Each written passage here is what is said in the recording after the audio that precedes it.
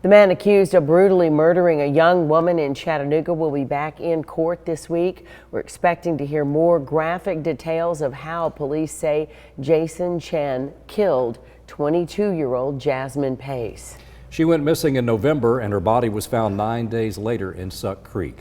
Liam Collins has been covering the story and has more on what we can expect on Thursday. Liam? Yeah, and David, Cindy, it's important to remember that the whole point of this hearing is for prosecutors to show that they have enough evidence against Chen, but it's a much lower standard than what prosecutors will have to prove if Chen does end up going to a trial. This time around, though, prosecutors will likely introduce enough evidence to prove to a judge that they have a case.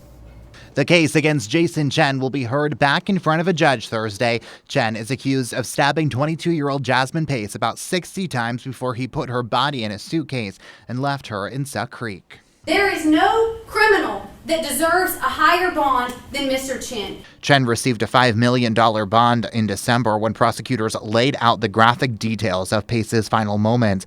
We could hear even more details at Chen's preliminary hearing on Thursday. You know what you're facing at that point. Jerry Tidwell is a criminal defense attorney with no affiliation with Chen's case. He says his defense attorney will likely hear many of the gruesome details for the very first time. In order to get the case bound over, you have to submit evidence to the judge, even if they've heard it before.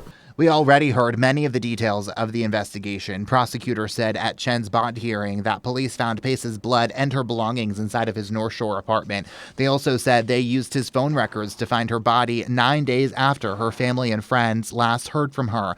The only evidence we have not heard that we know exists is Pace's autopsy report.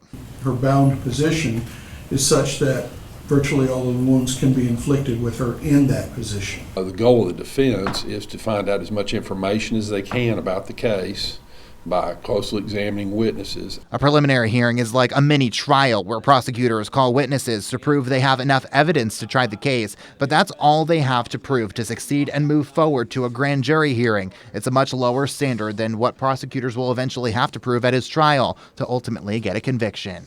In other words, you're just nudging the scales a little bit this way. Beyond a reasonable doubt, it's more like this.